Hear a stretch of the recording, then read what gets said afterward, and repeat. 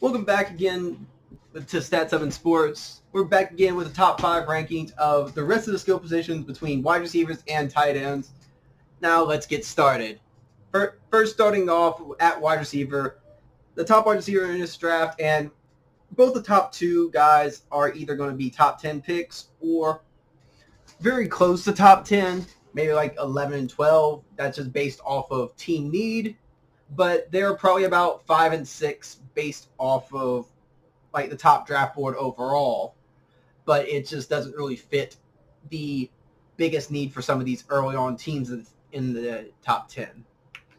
First, starting out with Jerry Jeudy, who just he was Biletnikoff his sophomore year, top wide receiver in the draft.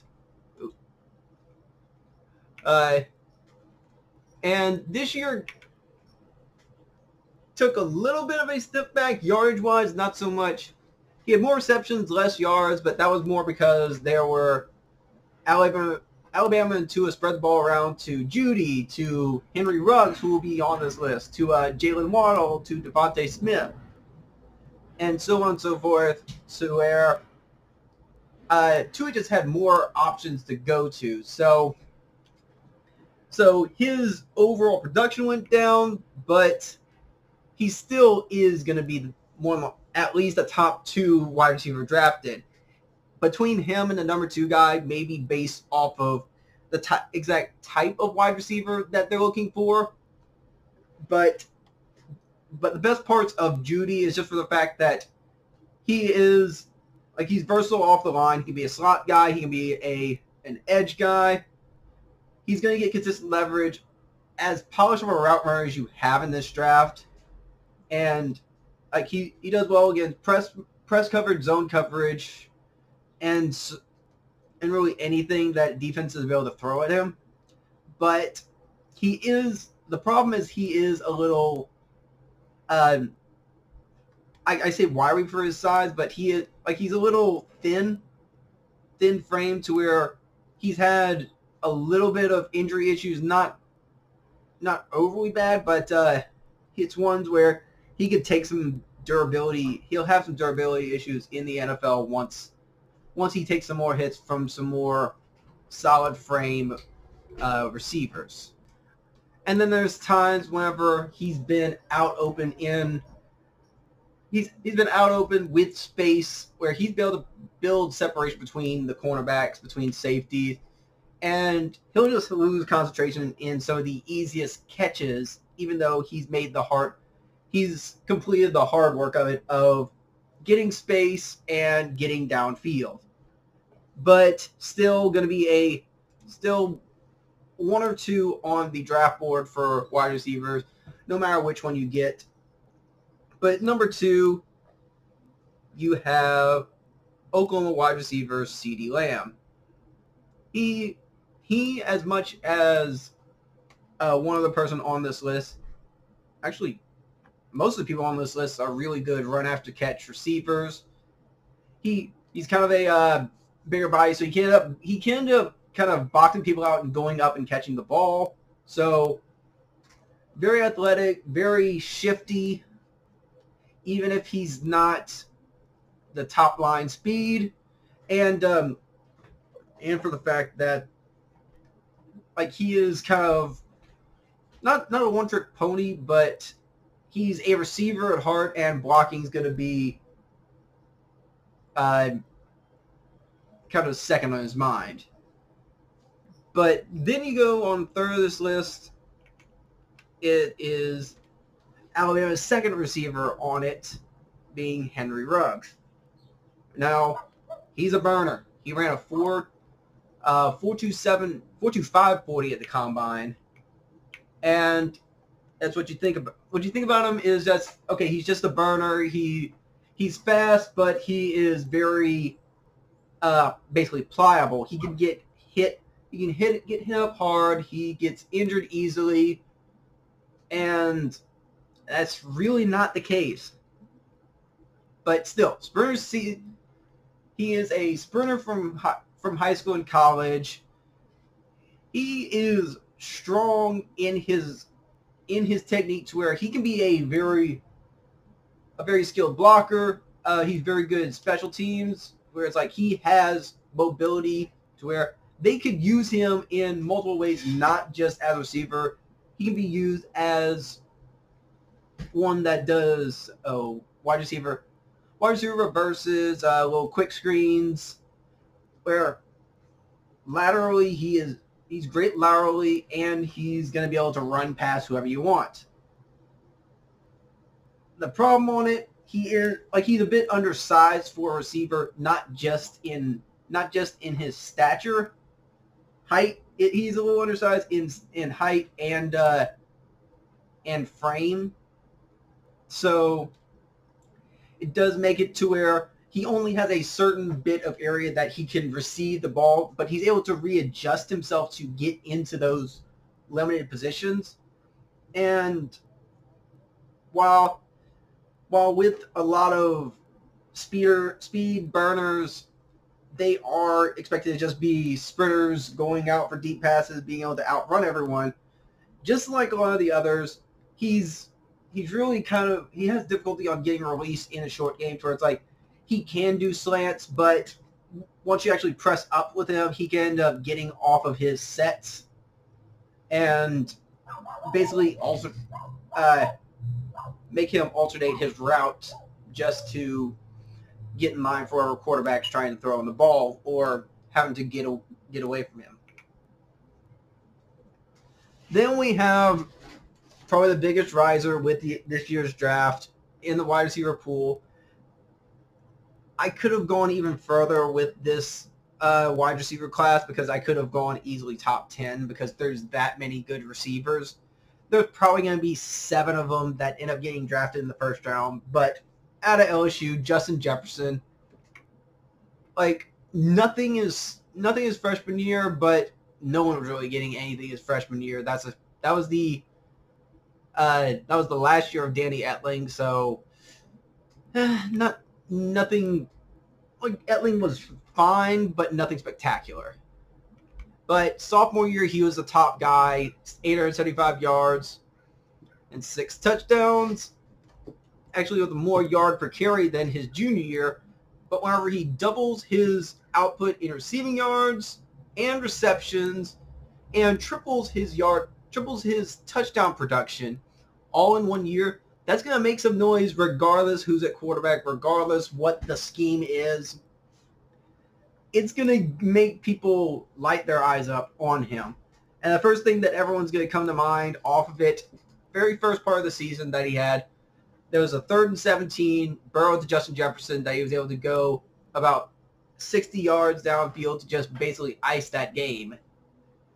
And that's wherever his name got put really on the map to be able to be a quality draft prospect. And with him, he's one that's gonna be willing to get down and dirty. He's very easy to become a safety valve, to where he can do quick slants. He does a lot of his work in the slot, even though he didn't have to, just for the fact that they had Jamar Chase and Terrace Marshall outside. So he is going to be a physical runner, be able to work through press well. And he does have underrated agility, just for the fact that most people thought he was going to be in the low 4.5s, maybe around 4.6 range speed. Whenever they saw him get a 4.44 at the combine, that definitely rose some eyebrows. And being able to get inside zones and inside press coverage, be able to pull leverage off of it, it makes it to where this is the point where more than likely this Jefferson and Down, most people don't see them as potentially number 1 receivers, but being a solid number 2 in that case, that's probably like the solid area you want them to be able to be satisfied with being able to draft them. But while the one thing at LSU that he really didn't do that much is be able to play on the outside edge. That's why they had 2 sophomores last year. Yes, they were very highly touted sophomores and had production along the lines similar to Jefferson, but they put Jefferson in the slot for a reason the majority of the time. Now, while he does have speed, he doesn't really have that initial burst that's going to end up getting separation that well. So he's going to be one that's going to be able to get a bunch of receptions, and he's going to be able to be a strong guy as a basically safety valve. But at best, you can actually see him being like a Michael Thomas, but just for the fact that Thomas really doesn't get long receptions, but he's always consistent and always getting at least like 8 to 10 catches a game. That's probably the ceiling for Jefferson. Then you have the one that was honestly pretty hyped outside of Lamb and Judy, Laviska Shenault out of Colorado. He kind of had a down year his junior year after going 86 receptions, over 1,000 yards, 6 touchdowns, and had over 100 yards rushing with 3 touchdowns. He's had injury problems in the past, so that's kind of a concern. But he is a Taysom Hill type of wide receiver where he can be used in plenty of different ways. Like, they put him in double-digit run packages in his sophomore and junior year. He was basically their entire offense, and whenever he struggled, the team struggled. But he's the biggest body receiver of this top 5. I can go down to like Chase Claypool out of Notre Dame. That's another big body one, but Shenault is a better prospect than him. He's one to be able to get yards after the catch, and he's a very physical guy whenever he wants to be. And because of his frame, he can end up catching the ball up in traffic, the contested catches whenever there's tight coverage. But he does have issues with blocking because he's had times where he's just not interested. There is kind of a limited amount of routes that he ran at Colorado because at his point, they really needed him to just kind of get the ball to him as much as they could, especially that sophomore year. But being out, only be able to play 7 games in his junior year definitely was a notch on him. But he's going to be able to out-physical. The corners are going to be on him. The safety's going to be on him. They may have to put linebackers on him because of how physical he is. But he's going to be, just like these previous 4, these 5 should be definite first-round picks. Now we go with tight ends, which may very likely not have a single first-round pick. So, starting with Cole Kmet out of Notre Dame. His production kind of... Kmet's probably the closest to be considered very likely to be a 3-down back to where 3-down tight end, for the fact that he's a great inline blocker. He'd be able to get and he's a strong receiving option, even though he is not great on blocking from the outside because the linebackers will be able to get around him and linebacker and safety be able to get around him and going down into the box. It does make it to where some of Notre Dame's running attack in passing formations have been lackluster. But he does have enough of a receiving tree between drags, vertical seams, and out routes to be able to get multiple looks and be able to kind of stretch him out into an offense, even though Notre Dame really wasn't able to do that much of it until the second half of his junior year. Yes, you kind of hope that he's able to get a bit more consistency. And while the tight ends productions are usually kind of middling, if lackluster as a whole, because a lot of offenses don't really use tight ends as much as you want in a college football frame. For the fact that he came back in his first game against Georgia last year, going 9 catches for 108 yards and 2 touchdowns. Actually, no, only 1 touchdown, but for the fact that he made that much of a factor against Georgia, the best of the opponents that he would end up playing all year, the problem is he wasn't able to ever duplicate that effort. He had 7 catches against a game against, not Michigan. He had 7 receptions in a game later on in the season, but there's times where it's like he would get 5 catches, 2 catches, so he really wasn't a consistent contributor to the passing offense. And yes, the blocking scheme could kind of mask some of that in the grand scheme of it. But still, very solid for a tight end. It's not one of the game breakers as they've had in years past, because considering T.J. Hawkinson and he had 2 Iowa tight ends going in the first round last year. You're not getting 2 tight ends going in the first round this time. Kmet may be the only one going in the first round, and that's going to be towards the latter part. But still a solid prospect. Then you have Brycen Hopkins out of Purdue. Kind of a little steady increase over from his freshman to his junior year in pretty much in yardage, receptions, and a slight decrease in touchdowns every year. But part of that is some of the offensive scheming in the red zone. Until his senior year last year, where he just kind of blew up.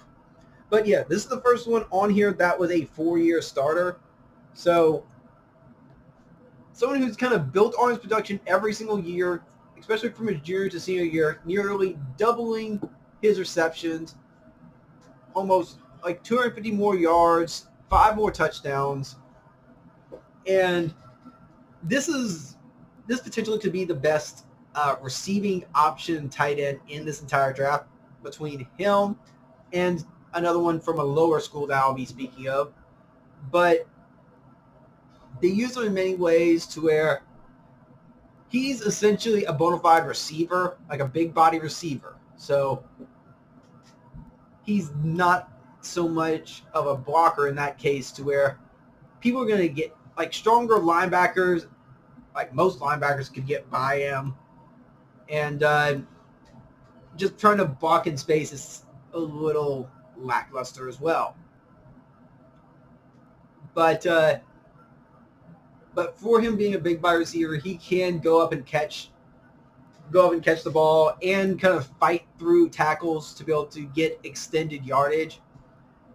Good at ball tracking, good at catching through all contact between whoever secondaries on him, between linebackers, so on and so forth.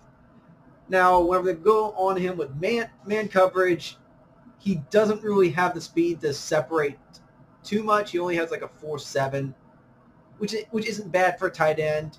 And whenever the ball ends up coming basically waist down and below, most people are going to have trouble with that. But maybe the best receiving option in this draft that people know of. Then you have some sleepers on the other hand. My bad. This is actually maybe the biggest name left on the board in Hunter Bryant. He didn't really have much production in his sophomore year, just for the fact he was injured for most of the season, but responded with a strong junior season of 52 receptions, 825 yards, and 3 touchdowns. This is one where he is going to be able to go deep on seam routes, and you can just float the ball over the defender's heads, and he has he can get space. But a lot of times, for the fact that his past 2 quarterbacks have been a 4-year starter in Jake Browning, and then you had Jacob Eason coming from Georgia. So both times have been someone who's been kind of entrenched in the offense, and he's been one of the top options for him. Just usually a lot of times he's kind of just by himself because they don't try to cover him for some reason. but he is going to be able to outrun a lot of guys his size. But be able to get in and out of breaks is like he's going to be slow on getting the getting in the he's going to be slow at getting in and out of breaks where like stop and go on drag routes, stop and go on out routes. So he has great straight line speed, but not really stopping and going. So now we go with the Division II prospect out of Dayton, Adam Trautman. Just look at the numbers on his senior year. 52 receptions, 825 yards, 3 touchdowns. He is explosive. He'll stretch the field. He doesn't have that much of a top speed, but he is very quick to get to that point. He can, being 6'5" and 251, he plays the ball like he is a power forward, just having to stretch above a defender's hand to be able to just catch the ball and kind of box their defenders out. He has very good size to do so, and he is one for the fact that he's going from Dayton. He's more kind of gliding himself off of his athleticism than being able to just kind of be able to work through actual tight end instincts. But it is one that blocking is going to be a stretch to be able to work with him on. But for the fact that he played college quarterback, so he's going to be very athletic as a tight end. But it's going to be a position where it's going to be a lot of drag routes. You're going to get like your steady 5-10 yards pass receptions, and then he's not going to get much after the catch. Then you have at 5 on this list, y'all love him, the son of a former wide receiver, Randy Moss, Thaddeus Moss. Transfer tight end from NC State, was injured in year 2017 and 2018. So as a redshirt junior, 570 yards, 12 and 4 touchdowns.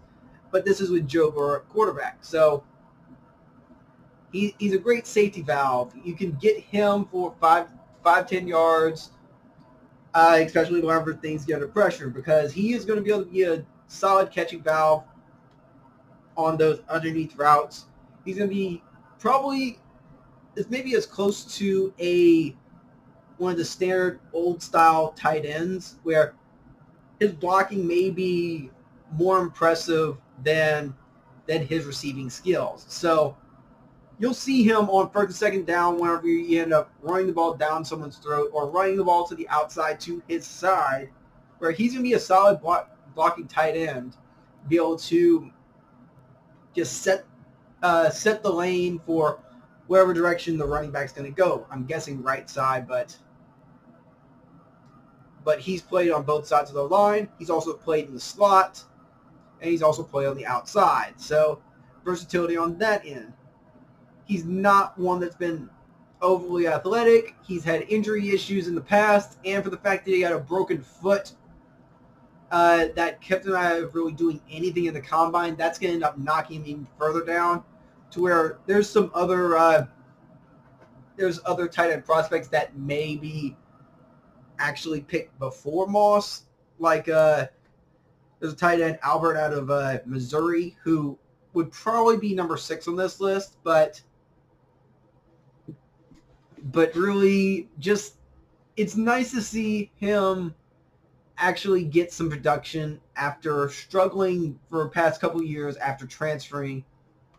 And I'm sure his dad, besides just seeing him in different games, seeing him in the national championship, he's probably loving that he was in purple and yellow like his main years with the Vikings.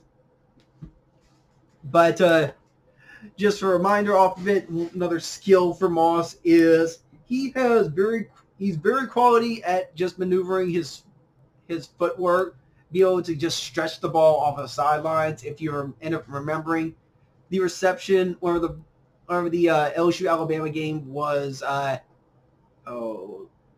26. It was 19-13. He ended up catching the ball, getting knocked out of bounds, and then coming back in from Trevon Diggs. I'll speak with him whenever I go off of defense, and be able to get himself back into play, getting 2 feet down and catching the ball at the corner down to the 1. So, like he shows he knows how to get, like, just bottle himself through coverage and just find a spot that's going to be a good safety valve for whoever is at quarterback for them. But that's going to be it for this round of receivers and tight ends. Tomorrow we'll end up going through offensive linemen, where it's going to be the tackles, guards, center. I'll kind of bunch that up all together. Not going to be too much on the interior line, just for the fact that the tackles are definitely the ones that are more sought after in this draft. But I'll include that, and I'll include defensive line as well. But if y'all enjoyed this, please let me know. Please like, subscribe, share it out to other people. And with that being said, I am the Contained Kunas. This is Stat 7 Sports, which, for this sort of time, that name's oddly fitting. All right, and I'll see y'all next time.